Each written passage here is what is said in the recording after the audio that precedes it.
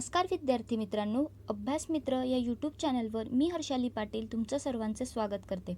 मित्रांनो, आज आपण पाहणार आहोत सार्वजनिक वित्त, पब्लिक फायनान्स, एक अतिशय महत्त्वाचा असा पाठ ज्यावर प्रत्येक स्पर्धा परीक्षांमध्ये इकॉनॉमिक्स या विषयात प्रश्न विचारले जातात आणि शिवाय याचे काही आपल्याला प्रश्न पॉलिटीमध्ये देखील यामध्ये आपल्याला विचारले जाऊ शकतात. तर मित्रांनो, आजचा हा पाठ महत्त्वाचा आहे. यावर प्रिलियम तसेच मेन्समध्ये देखील प्रश्न विचारले जातात. चला तर सुरुवात करूया आजच्या या व्हिडिओ लेक्चरला. तर मित्रांनो, आपल्याला पहिल्यांदा राजकोषीय धोरण हे पाहायचं आहे.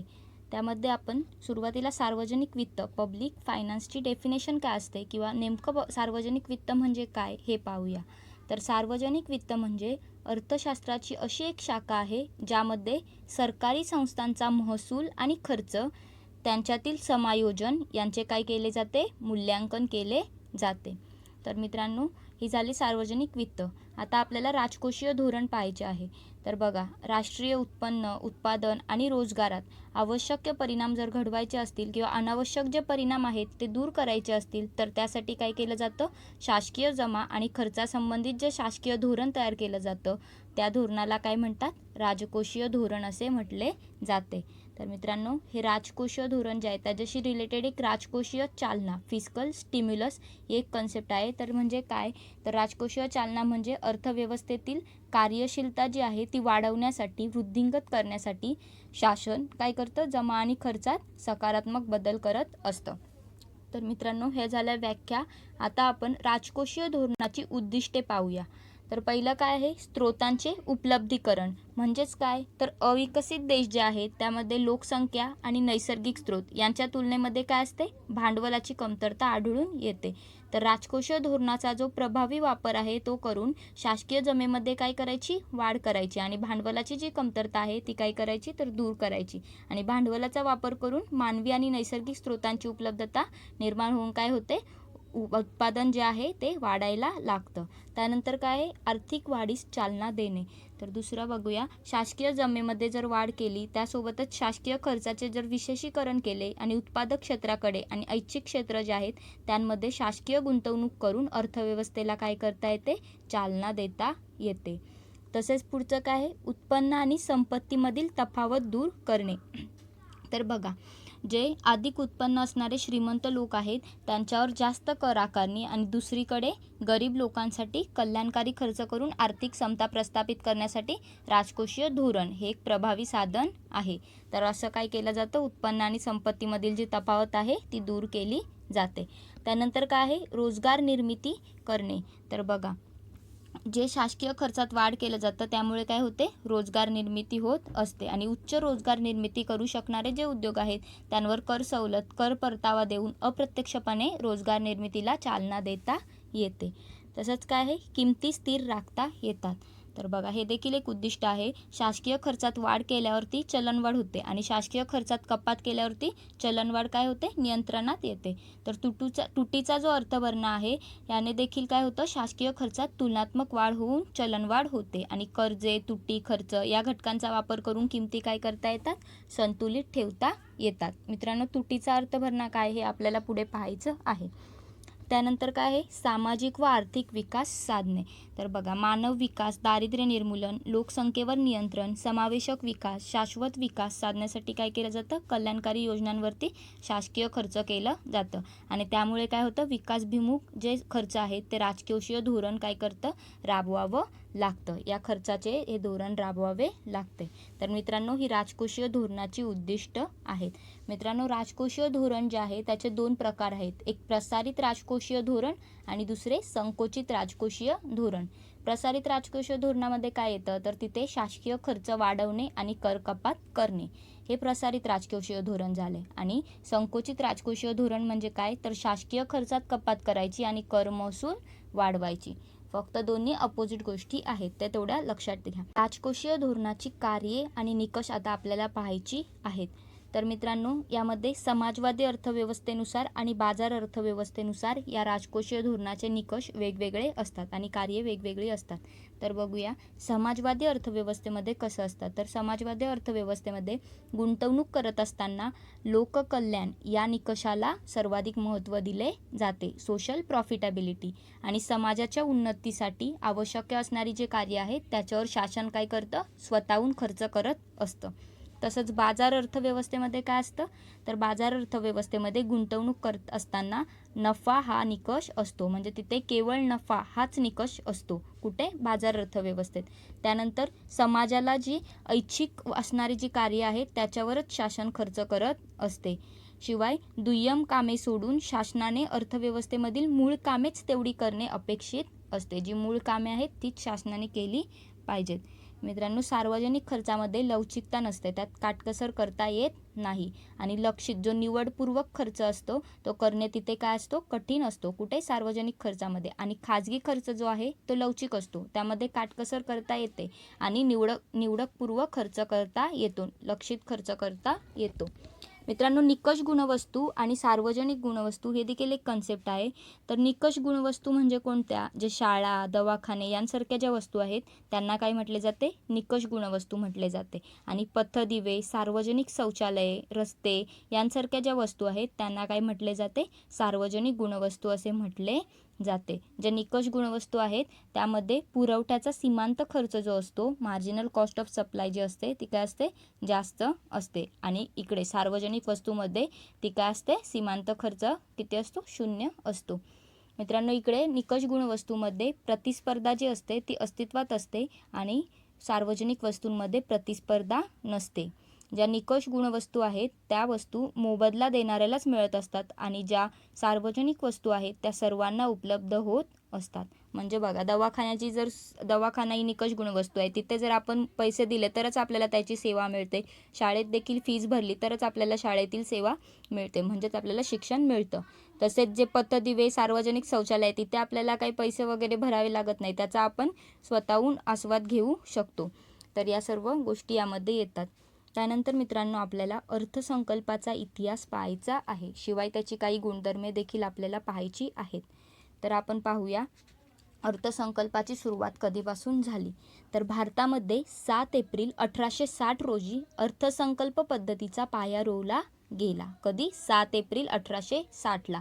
जेम्स विल्सन या जे ब्रिटिश भारत शासनाचे पहिले वित्तीय सदस्य होते. कोण, जेम्स विल्सन. तर यांनी भारताच्या पहिल्या अर्थसंकल्पाचे प्रारूप मांडले, यांनी पहिले मॉडेल तयार केले.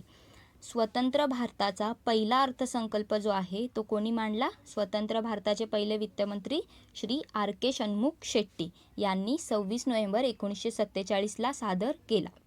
तर मित्रांनो, हे लक्षात ठेवा की स्वतंत्र भारताचे पहिले वित्तमंत्री कोण होते, श्री R.K. षण्मुख शेट्टी. त्यांनी हा पहिला अर्थसंकल्प मांडला, कोणता, स्वतंत्र भारताचा. त्यानंतर जॉन मथाई यांनी भारतीय गणराज्याचा पहिला अर्थसंकल्प 28 फेब्रुवारी 1950ला सादर केला. म्हणजे भारतीय गणराज्य माहिती आहे 26 जानेवारी 1950 पासून. तर जॉन मथाई यांनी 28 फेब्रुवारीला भारतीय गणराज्याचा पहिला अर्थसंकल्प सादर केला. या अर्थसंकल्पामध्ये कशाची शिफारस केली होती, तर नियोजन आयोग स्थापन करण्याची त्यांनी तरतूद केली होती आणि त्यानुसार नियोजन आयोग स्थापन करण्यात आले होते. मित्रांनो, ब्रिटिशांचे राज्य जेव्हा होते तेव्हा इंग्लंडचा अर्थसंकल्प सकाळी सादर झाल्यानंतर भारतामध्ये संध्याकाळी 5 वाजता अर्थसंकल्प मांडला जात होता. परंतु स्वातंत्र्य जेव्हा मिळाले त्यानंतर देखील असाच अर्थसंकल्प संध्याकाळी मांडला जात होता. परंतु जेव्हा यशवंत सिन्हा हे अर्थमंत्री झाले 2001-2 पासून, त्यांनी ही प्रथा मोडून काढली आणि तेव्हापासून काय झालं, सकाळी 11 वाजता अर्थसंकल्प सादर करायला सुरुवात करण्यात आली. मित्रांनो, 2017-18चा जो अर्थसंकल्प आहे तो फेब्रुवारीच्या शेवटच्या दिवशी सादर करणार होते, पण त्याऐवजी त्यांनी तो 1 फेब्रुवारीला सादर केला आणि तेव्हापासून काय झालं, रेल्वेचा अर्थसंकल्प जो आहे तो वेगळा मांडण्यात येत होता, वेगळा सादर केला जात होता. परंतु 2017-18च्या अर्थसंकल्पापासून तो रेल्वेचा अर्थसंकल्प मांडणे, सादर करणे काय झाले, बंद झाले. मित्रांनो, अर्थसंकल्प हा जो शब्द आहे तो त्यासाठी बजेट असे म्हटले जाते आणि हे जे भारतीय राज्यघटना आहे त्यामध्ये अर्थसंकल्प या शब्दाऐवजी काय म्हटले आहे, वार्षिक वित्तीय विवरण असे म्हटलेले आहे. ते सर्वांनाच माहिती असेल आणि याचा पॉलिटीमध्ये देखील आपल्याला अभ्यास करायचा आहेच. तर मित्रांनो, भारतीय अर्थसंकल्पाची काही गुणधर्मे देखील आहेत, ती आपण पाहूया. तर बघा, पहिलं काय आहे, रोख तत्व. म्हणजेच काय, तर अर्थसंकल्प रोख तत्वावरती तयार केला जातो, कॅश बेसिसवर. आणि आर्थिक संकल्पीय वर्षामध्ये जमा तसेच खर्च होऊ शकणाऱ्या प्रत्यक्ष रकमांचेच आराखडे बांधले जातात. मित्रांनो, तुम्हाला हे माहिती असेल की केंद्र सरकार तुटीचा अर्थसंकल्प सादर करू शकते. हे देखील आपल्याला तुटीचा अर्थसंकल्प काय असतो ते डिटेलमध्ये पाहायचं आहे. तर त्यानंतर काय आहे, व्यपगत तत्व. तर रूल ऑफ लॅप्स म्हणजेच काय, तर मंजूर झालेला खर्च आर्थिक वर्ष संपण्याच्या आतच करावा लागतो. 31 मार्च नंतर खर्च न झालेला निधी जो आहे तो व्यपगत म्हणजेच काय, वाया गेला असे समजले जाते. आणि ही जी रक्कम आहे, वाया गेलेली रक्कम, ती सरकारी तिजोरीत मागील वर्षाची शिल्लक म्हणून दाखवली जाते. आणि त्यामुळेच या रकमेतून होणारा जो खर्च असतो तो पुढील वर्षातील अर्थसंकल्पीय मंजुरीनुसार होत असतो. तर असा रूल ऑफ लॅप्स असतो. मित्रांनो, अर्थसंकल्प जेव्हा आर्थिक वर्षासाठी मांडले जाते ते केंद्र आणि राज्यांसाठी एकच आर्थिक वर्ष असते. आणि ते कोणते आहे आपल्या इथे भारतामध्ये, ते 1 एप्रिल ते 31 मार्च या कालावधीसाठी असते. त्यानंतर काय आहे, वास्तविक अंदाज. तर रिअलिस्टिक इस्टिमेशन. मित्रांनो, मंत्रालये व सरकारी विभागांनी खरंच किती खर्च होणे अंदाजित आहे आणि ते मांडावे त्यांना लागते. आणि अंदाज हा जो ढोबळ परंतु वास्तविक असला पाहिजे. कारण एखाद्या विभागाने जर जास्तीचा अव्यवहारी अंदाज मांडणे म्हणजेच काय, दुसऱ्या विभागांचा खर्च काय केला जातो, हिसकावून घेतला जातो. म्हणजे एखाद्याने जर जास्तीचा खर्च मांडला तर दुसऱ्याला कमी द्यावा लागतो ना, ते सर्व एस्टिमेट करावं लागतं. त्यामुळे हे एक महत्त्वाचा गुणधर्म आहे. पुढे काय आहे, ढोबळ व निव्वळ तत्व. तर बघा, ग्रॉस अँड नेट बेसिस. विविध जी मंत्रालये आहेत आणि विभागे आहेत त्यांच्या जमा व खर्चांचे आकडे हे ढोबळ व निव्वळ अशा दोन्ही पद्धतीने मांडलेले असतात आणि ते महत्त्वाचे असते. अंदाजप्रपत्रे व लेख्यांची समान रचना. तर बघा, form of estimates to correspond to accounting. जमा खर्च, लेखे व लेखापरीक्षण हे सुलभ होण्यासाठी लेख्यांच्या रचनेप्रमाणेच संसदीय अर्थसंकल्पाच्या अंदाजप्रपत्रांची काय केली जाते, रचना ठेवली जाते. पुढे काय आहे, विभागवार खर्च अंदाज म्हणजेच काय, estimates to be on departmental basis. तर बघा, खर्चाचे जे अंदाज आहेत ते प्रत्येक विभाग व मंत्रालयागणिक स्वतंत्र तयार केलेले असतात. कारण संसदेमध्ये अर्थसंकल्प मंजूर करायचा असतो तेव्हा त्या विभागवार अनुदानांची मागणी मांडावी लागते. आणि ही प्रक्रिया सुलभ होण्यासाठी विभागवार खर्च अंदाज स्वतंत्र तयार केले जातात. तर ही भारतीय अर्थसंकल्पाची काही गुणधर्मे होती. तर आता आपल्याला पाहायचे आहेत केंद्राचे निधी, राजकोष. तर मित्रांनो, सरकारच्या तिजोरीला काय म्हटले जाते, राजकोष असे म्हटले जाते. म्हणजेच राष्ट्राचा कोष. सरकारची तिजोरी म्हणजे काय, राष्ट्राचा कोष, आणि म्हणून त्याला राजकोष असे नाव दिलेले आहे. आणि त्यामुळेच या तिजोरीशी संबंधित अनेक संकल्पनांमध्ये राजकोषीय असा शब्द विचारला जातो किंवा वापरला जातो. तर घटनेतील कलम 266 आणि 267 ही जी दोन कलमे आहेत, या कलमांच्या आधारे आपल्याला या निधींचा अभ्यास करायचा आहे. त्यासाठी आपल्याला ही कलमे पुढे बघायची आहेत. मित्रांनो, केंद्र सरकार 3 प्रकारचे कोष किंवा निधी मांडत असतं. तर केंद्र सरकारचे 3 प्रकारचे निधी असतात. त्यातला निधी हा राज्य सरकारचे देखील असतात. तर ते आपण पाहूया पुढे. तर आता पहिला निधी कोणता आहे, संचित निधी म्हणजेच कन्सॉलिडेटेड फंड. मित्रांनो, हे तिन्ही फंड महत्त्वाचे आहेत, यावर प्रश्न नक्की विचारले जातात. तर आता आपण संचित निधी पाहूया. 266चा उपकलम 1 मध्ये दिलेला आहे की राज्यघटनेतील कलमानुसार संचित निधी उभारला जातो. या राज्यघटनेतील कोणत्या, 266(1) या कलमानुसार संचित निधी उभारला जातो. आणि संसदेच्या मान्यतेशिवाय संचित निधीमधून एकही पैसा काढला जात नाही. तर हे कशामध्ये ही तरतूद केलेली आहे, कलम 266च्या 3ऱ्या उपकलमामध्ये ही तरतूद केलेली आहे. संचित निधीची जी उभारणी आहे ती कशातून केली जाते, तर शासनाच्या कर महसूल, करेतर महसूल, कर्ज प्राप्ती, कर्ज परतफेड, शासकीय उद्योगांचा नफा, अग्रिमे या सर्वांमधून संचित निधीची उभारणी केली जाते. मित्रांनो, संचित निधीची जी परवानगी आहे ती मिळवण्यासाठी किंवा ती परवानगी जर मिळवायची असेल तर त्यासाठी कलम 114 नुसार विनियोजन विधेयक म्हणजेच काय, ॲप्रोप्रिएशन बिल मांडले जाते. मित्रांनो, त्यानंतर आपल्याला पाहायचं आहे सार्वजनिक लोकलेखे म्हणजेच पब्लिक अकाउंट. कलम 266च्या दुसऱ्या उपकलमानुसार याची व्याख्या दिलेली आहे किंवा त्यांनी सांगितलं आहे की या कलमानुसार सार्वजनिक लोकलेख्यांची उभारणी केली जाते आणि या खात्यातील जी रक्कम आहे म्हणजे सार्वजनिक लोकलेख्यांमधील रक्कम ही सरकारची नसते. सार्वजनिक लोकलेख्यांमधील पैशाचे जे विनियोजन आहे म्हणजे तो पैसा वापरायचा असेल तर त्यासाठी संसदेच्या मान्यतेची आवश्यकता नसते, परंतु हे पैसे लोकांचे असतात. कोणाचे? सार्वजनिक लोकलेखींमधील पैसे कोणाचे असतात? लोकांचे असतात आणि कालांतराने हे पैसे लोकांना परत करावे लागतात. तर हे सार्वजनिक लोकलेख्यांचं आहे. मित्रांनो, जे सार्वजनिक लोकलेखे आहेत त्या खात्यामध्ये कोणत्या कोणत्या जमा असतात तर राष्ट्रीय अल्प बचत निधी असते, भविष्य निर्वाह निधी असतात, शिवाय पोस्ट विमा, जीवन वार्षिकी निधी असतात, सव्याज निधी साठा असतो आणि निर्व्याज निधी साठा असतो म्हणजे व्याजासकट आणि विनाव्याजासकट. तर ह्या सर्वांचा समावेश यामध्ये केलेला असतो. मित्रांनो, लोकांनी ठेवलेल्या ज्या जमा राशी, अल्प बचती या सर्व निधी यामध्ये येतात आणि त्या शासनाकडे जमा होतात, परंतु त्या जेव्हा लोकांकडून मागणी केली जाते तेव्हा त्यांना ते परत द्याव्या लागतात आणि शासन ही रक्कम बँकेतील जमा रकमेप्रमाणे वापरत असते आणि वापर झाल्यानंतर ती रक्कम पुन्हा या निधीमध्ये काय करत असते? जमा करत असते. त्यानंतर पुढचा निधी कोणता आहे? आकस्मिक निधी. तर मित्रांनो, हा जो आकस्मिक निधी आहे म्हणजेच कंटिंजन्सी फंड आहे तो कलम 267 या कलमानुसार केंद्र आणि राज्ये हा निधी उभारत असतात. केंद्राचा जो आकस्मिक निधी असतो तो राष्ट्रपतींच्याकडे असतो आणि राज्याचा आकस्मिक निधी कोणाकडे असतो? राज्यपालांच्या अधीन असतो. मित्रांनो, या आकस्मिक निधीच्या खात्यातून जर पैसे काढायचे असतील तर त्यासाठी देखील संसदेच्या मान्यतेची आवश्यकता नसते.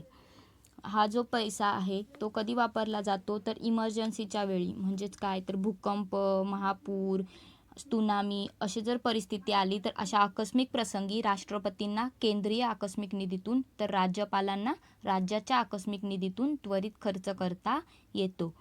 मित्रांनो, या आकस्मिक निधीतून जो खर्च केला जातो त्यासाठी संसदेची मान्यतेची गरज नसली तरी देखील ही जी रक्कम खर्च केली जाते एवढीच रक्कम काय करावी लागते? संचित निधीतून त्या आकस्मिक निधीमध्ये टाकली जाते. तर हे एक या आकस्मिक निधीचं महत्त्वाचं एक वैशिष्ट्य आहे. तर मित्रांनो, आता आपल्याला धनविधेयक पाहायचं आहे. आपण 3 निधी पाहिल्या, आता आपल्याला धनविधेयक म्हणजेच अर्थविधेयक मनी बिल पाहायचं आहे. तर बघूया धनविधेयक म्हणजे काय असतं. तर बघा, संसदेत मांडली जाणारी जी विधेयक असतात ती साधारण विधेयक, घटना दुरुस्ती विधेयक किंवा धनविधेयके असू शकतात.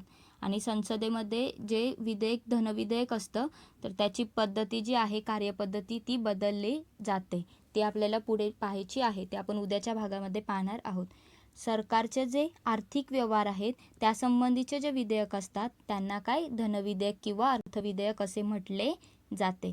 कोणते विधेयक हे धनविधेयक आहे किंवा ते धनविधेयक नाही याबाबत सभापतींचा निर्णय ग्राह्य धरला जातो. म्हणजे सभापती ठरवतील ते धनविधेयक आहे की नाही.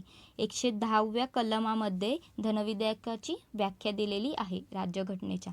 त्यामध्ये करबाबी, शासनाचे कर्ज, तारण, संचित निधी, आकस्मिक निधी, संचित निधीतील प्रभारित खर्च, लेखे, लेखापरीक्षण इत्यादी संबंधित बाबींचा उल्लेख असणाऱ्या विधेयकाला काय म्हटले जाते? धनविधेयक असे म्हटले जाते.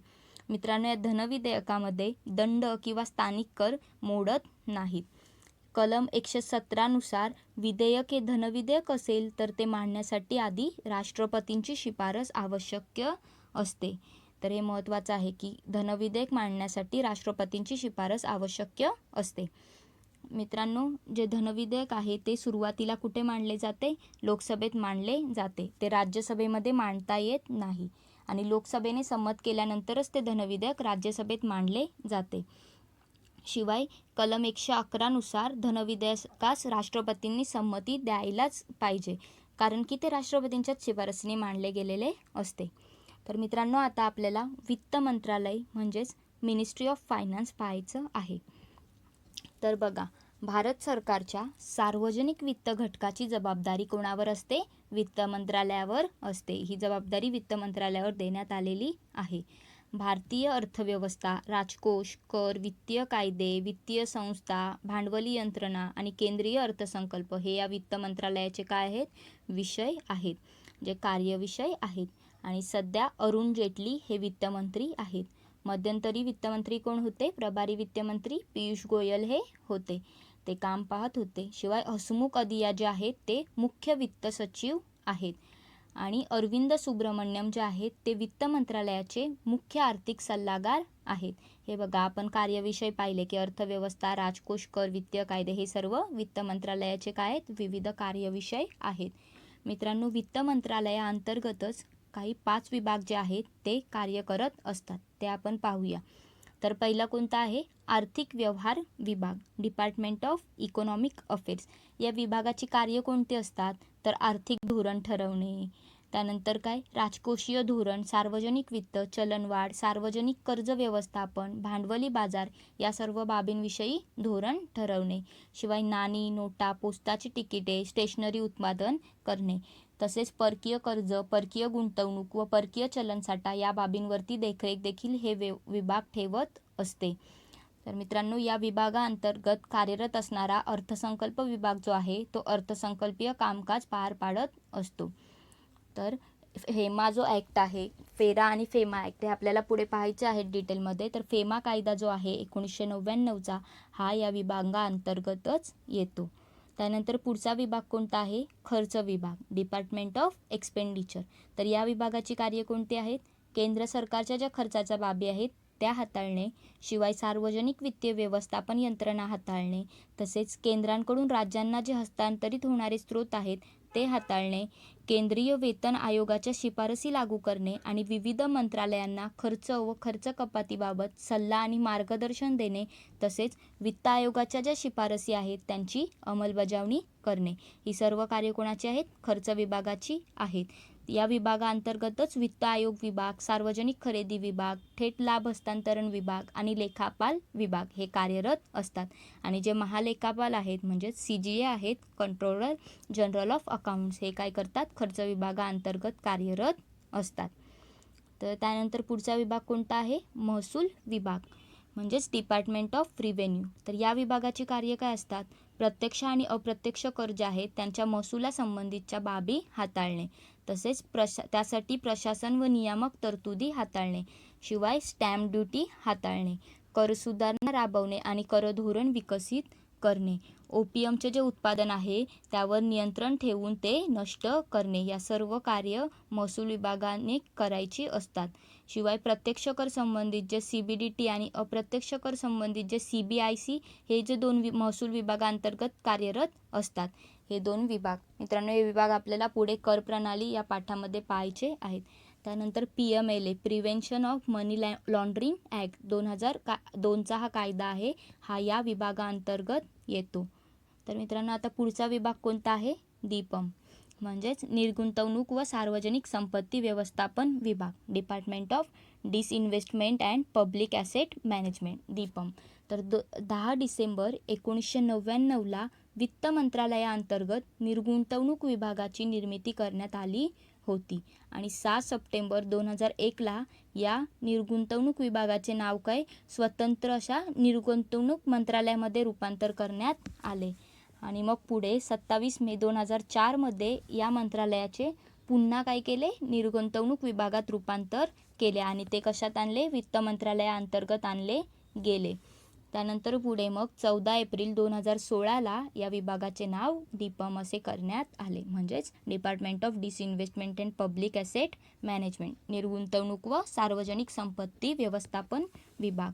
तर मित्रांनो, या विभागाची कार्य काय असतात, तर सार्वजनिक क्षेत्र उद्योगांमधून जी निर्गुंतवणूक केली जाते या सर्व बाबी हाताळणे, तसेच निर्गुंतवणूक करत असताना पद्धतशीर धोरणात्मक दृष्टिकोन राबवायचं, तसेच सार्वजनिक उद्योगांमधील सरकारच्या संपत्तीचे यथायोग्य व्यवस्थापन करणे आणि सार्वजनिक उद्योगांच्या वित्तीय पुनर्रचनेबाबत सरकारला सल्ला देणे. तर ही सर्व कार्ये हा विभाग करत असतो. त्यानंतर पुढचा विभाग आहे वित्तीय व्यवहार विभाग म्हणजेच डिपार्टमेंट ऑफ फायनान्शियल सर्व्हिसेस. तर या विभागाची कार्य काय असतात, सार्वजनिक क्षेत्रीय बँका ज्या आहेत आणि वित्तीय संस्था ज्या आहेत त्याबाबतची धोरणे ठरवण्याची जबाबदारी कोणावर आहे, वित्तीय व्यवहार विभागावर आहे. आपण या सर्व बँका आणि वित्तीय संस्था भारतीय वित्तीय बाजार या पाठामध्ये पाहिल्या होत्या. तसेच वित्तीय समावेशन योजना, पतपुरवठ्यासंबंधित सामाजिक सुरक्षा योजनांचे व्यवस्थापन करणे हे देखील कार्य या विभागाचे आहे. रिझर्व्ह बँकेच्या गव्हर्नर आणि डेप्युटी गव्हर्नरांची नेमणूक देखील कोण करत असते? वित्तीय व्यवहार विभाग करत असते. तसेच नाबार्ड, कृषी वित्त संस्था, सहकारी बँका, प्रादेशिक ग्रामीण बँका या संबंधित बाबी देखील हे विभाग हाताळत असते. तसेच विमा कंपन्या, विमा संबंधित कायदे, राष्ट्रीय पेन्शन यंत्रणा, IRDA, PFRDA या संबंधित बाबी देखील कोण हाताळते? वित्तीय व्यवहार विभाग हाताळते. तसेच मित्रांनो, जे प्रधानमंत्री जनधन योजना आहे ती देखील या विभागाअंतर्गत काय केली जाते? राबवली जाते.